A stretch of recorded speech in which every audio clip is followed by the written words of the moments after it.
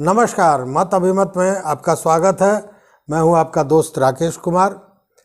मित्रों, अभी तक बिहार का नगर निकाय चुनाव का मामला अधर में अटका हुआ है। चुनाव भी हो गया, सारी चीज़ें हो गई, लेकिन उसकी वैधता पर अभी भी प्रश्न चिन्ह लगे हुए हैं।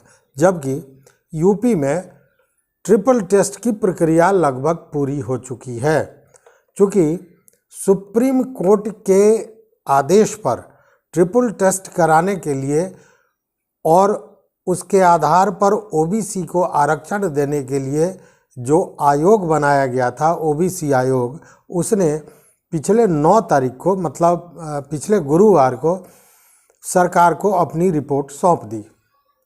अब जैसे ही गुरुवार को रिपोर्ट सौंपी गई, योगी सरकार ने शुक्रवार को मतलब बीते कल कैबिनेट की बैठक बुलाई और कैबिनेट की बैठक में उसे मंजूरी भी दे दी गई। अब इसी सर्वे के आधार पर आरक्षण दिया जाएगा ओबीसी जातियों को।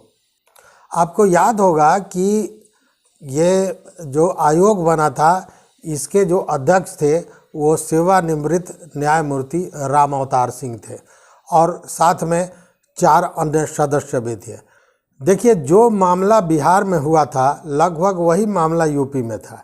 यूपी में भी योगी सरकार ने बिना ट्रिपल टेस्ट कराए, बिना सर्वे कराए अधिसूचना जारी कर दी थी ओबीसी आरक्षण की, जिसको 5 दिसंबर को लखनऊ के खंडपीठ, हाईकोर्ट का जो खंडपीठ है, उसने उसे गलत करार दे दिया था, उसे रद्द कर दिया था और कहा था कि आप बिना आरक्षण के, मतलब जो आरक्षित सीटें हैं उनको सामान्य करके चुनाव कराइए। उसके बाद योगी सरकार ने 28 दिसंबर को ओबीसी आयोग का, नए आयोग का गठन कर दिया था और इसमें ये जो गठन हुआ था, इसमें इसके अध्यक्ष सेवानिवृत्त न्यायमूर्ति राम अवतार सिंह बनाए गए थे, जो उसके अध्यक्ष थे। साथ में 4 सदस्य थे, मतलब 5 सदस्यीय ये आयोग था। साथ में थे चोप सिंह वर्मा, जो रिटायर्ड आईएएस थे, महेंद्र कुमार, ये भी सेवानिवृत्त आईएएस हैं, और संतोष कुमार विश्वकर्मा, जो पूर्व अपर विधि परामर्शी थे, और साथ में ब्रजेश कुमार सोनी, पूर्व अपर विधि परामर्शी सह जिला जज रह चुके थे।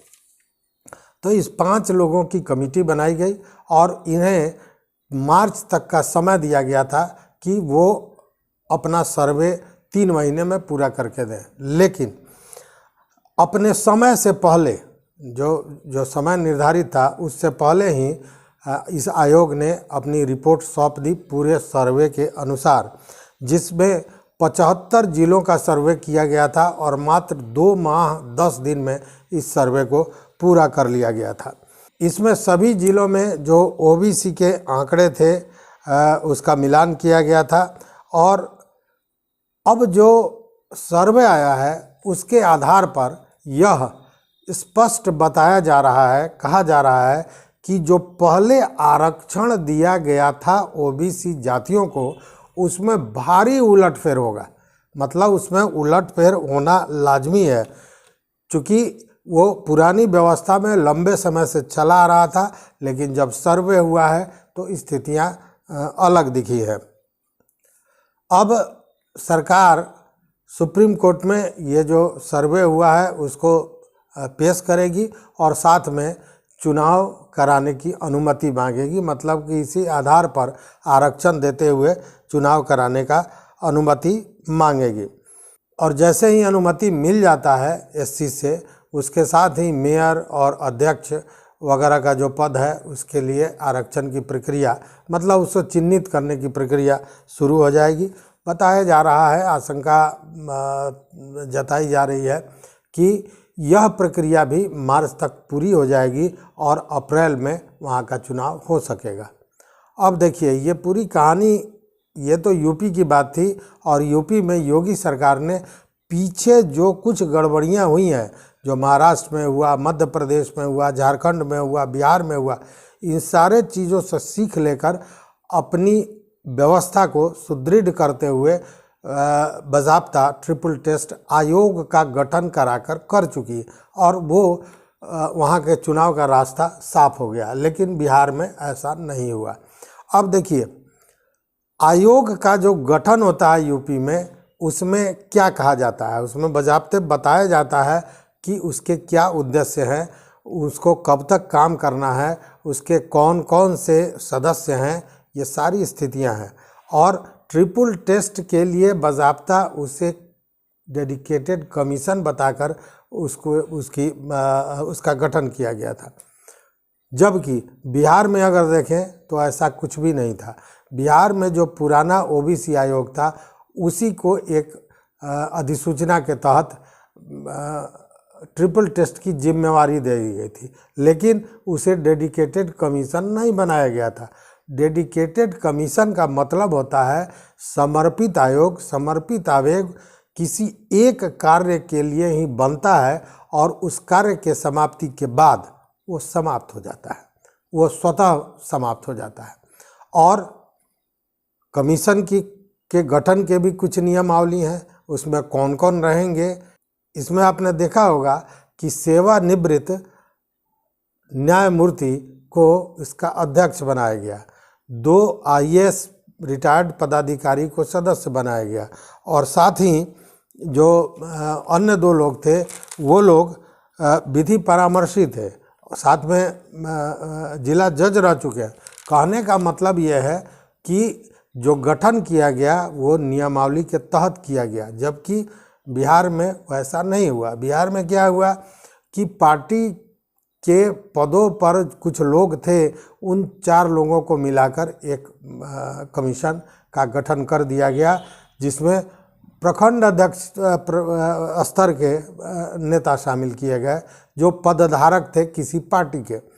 तो एक तो गठन ही जो था, जो इसके सदस्य थे, और उसी के बाद से ये सारी प्रक्रिया आपको याद होगी कि जैसे ही आयोग का गठन हुआ उसके बाद विवाद और भी बढ़ता चला गया बिहार सरकार का। देखिए, अब जरा बिहार से यूपी का मिलान कीजिए। यूपी में क्या हुआ था कि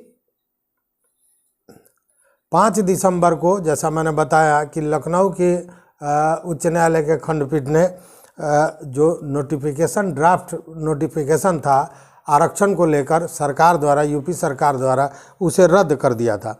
और हाईकोर्ट ने अपने 87 पेज के ऑर्डर में बाज़ाब्ता ये निर्देशित किया था कि आरक्षण, ओबीसी आरक्षण बिना ट्रिपल टेस्ट के लागू नहीं किया जा सकता है। साथ में यह भी कहा गया था कि SC और ST को छोड़कर सभी पदों को अनारक्षित करते हुए चुनाव कराया जाए। और साथ ही चूँकि समय सीमा निकायों का समाप्त हुआ था, इसलिए हाईकोर्ट ने यह भी कहा था कि तत्काल अधिसूचना जारी किया जाए इस पर। साथ ही टिप्पणी की थी कि चूँकि कार्यकाल जो है सो समाप्त हो रहा है, इसलिए चुनाव यथाशीघ्र करा लिया जाए। यह जो निर्णय था यह न्यायमूर्ति देवेंद्र कुमार उपाध्याय और न्यायमूर्ति सौरभ लवानिया के खंडपीठ द्वारा दिया गया था। सेम वही हुआ था बिहार में।